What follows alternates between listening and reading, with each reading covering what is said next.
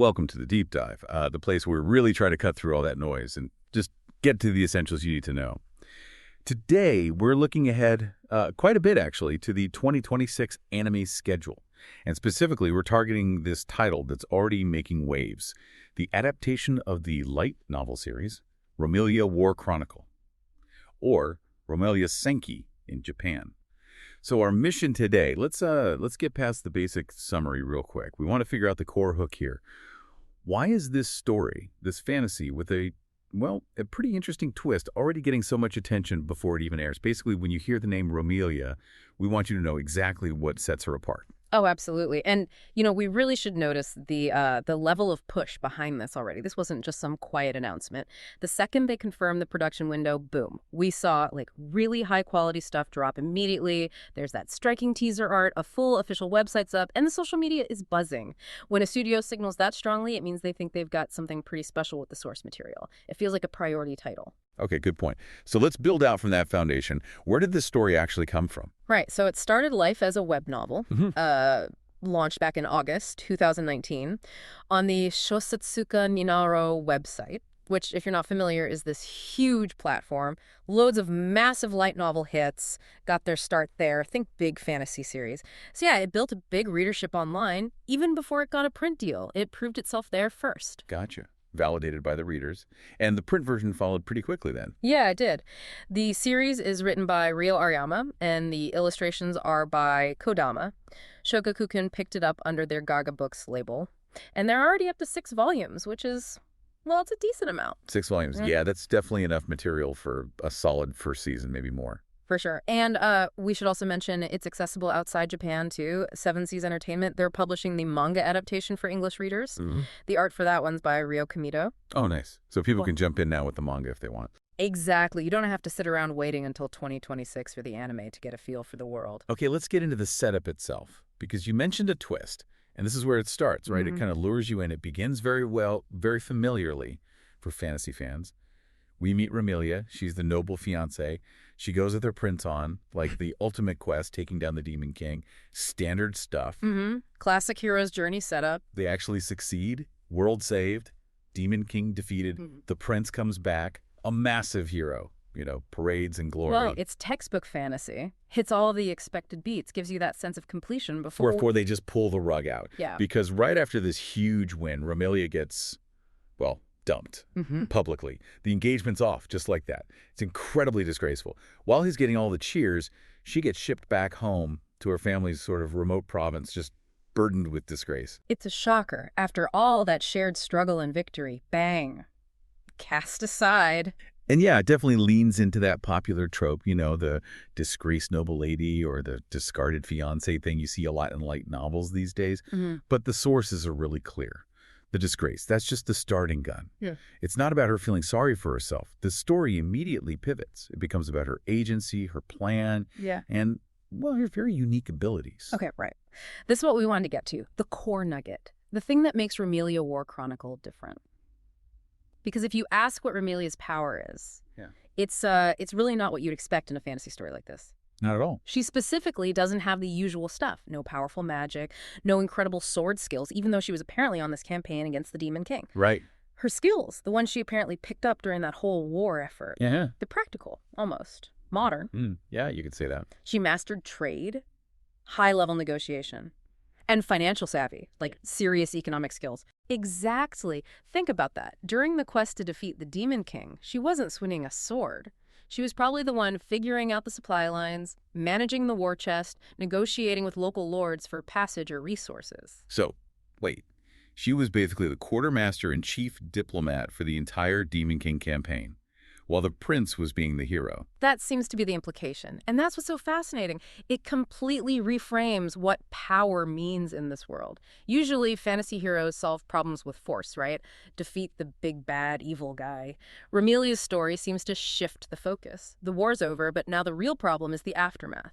Instability, chaos, economic ruin. Problems you can't just stab with a sword. Precisely. Think about it. While everyone else was focused on the fighting, she was learning how to manage logistics, how to handle currency in shifting territories, how to secure resources through deals, not just conquest. That becomes her superpower. managing resources, building stability. Okay, that is interesting. So instead of magic fixing resource shortages, she uses trade deals, investment strategies, Right. market stabilization. Seems like it. And that's the key insight here, I think, for anyone listening. It elevates those soft skills, the intellectual and strategic ones, above just hitting things hard. Her power is building things back up, forging alliances through mutual benefit, not just through military might. Brute strength can win a war, maybe, but can it build lasting peace and prosperity? Her skill suggests maybe not. Right, so when she gets sent home in disgrace, Yeah.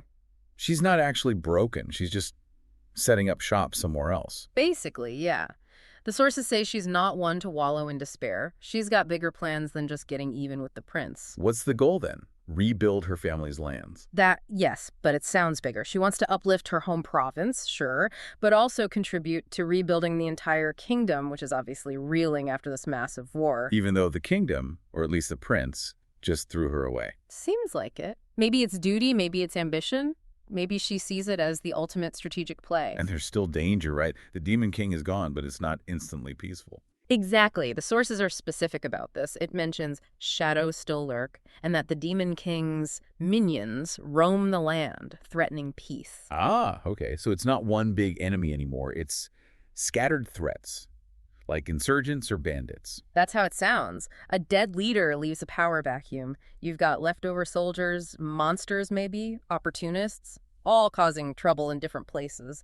And that kind of problem, it's a logistical nightmare. It's an economic drain. It's perfect for someone like Romelia. How so? Because you can't defeat widespread banditry or rebuild trust with a single heroic battle. You need stability. You need resources flowing properly. You need people to feel secure and prosperous. Things that require good governance and money. Precisely. You can't stop inflation with a fireball, right?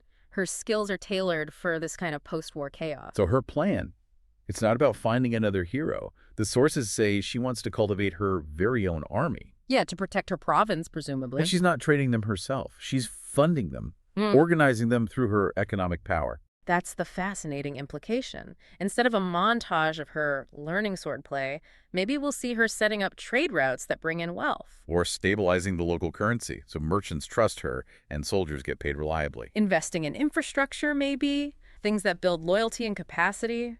Her sharp mind and a relentless spirit, those are her weapons. She's leveraging the economic fallout of the war, not just the military stuff. Exactly. She's building power through competence and resource management. It's a different kind of empire building. Think about what it takes to raise and maintain an army after a major war. Food, weapons, pay. It all comes down to supply chains and a stable economy. She understands that true, sustainable power comes from controlling resources, not just from having the biggest army for a short time. She's playing the long game, using financial genius. Okay, let's wrap this up. The big takeaway from this deep dive seems to be that Romelia War Chronicle is shaping up to be something different. It's a story about resilience, yeah, but also about cleverness, strategy, using skills we don't normally see highlighted in high fantasy. Right. It asserts that competence, especially in things like economics and logistics, can be the ultimate power. And that blend the high fantasy world, but with this focus on almost realistic statecraft and finance. That's likely why it's getting earmarked as a potential standout for 2026. Absolutely. Connecting it back, the core idea is you get the fantasy thrills, the character drama, but it's all filtered through this lens of economic governance. Her success isn't just beating a monster. It's measured by, like, GDP growth in her province or successful trade negotiations. It definitely sounds unique. Which leaves us with a final thought, something for you to maybe chew on while you wait for the anime. Given that the big bad, the Demon King, is already off the table, and Romelia's main strength is finance and logistics, what does that mean for the scale of future conflicts? Is rebuilding and managing scattered threats the whole game? Or will some new challenge arise that maybe can't be solved with a balanced budget? Will her economic fortress be enough for lasting peace? Or will the need for good old-fashioned military power, maybe on a scale she can't just buy, eventually test the limits of her very practical genius? That's the tension to watch for.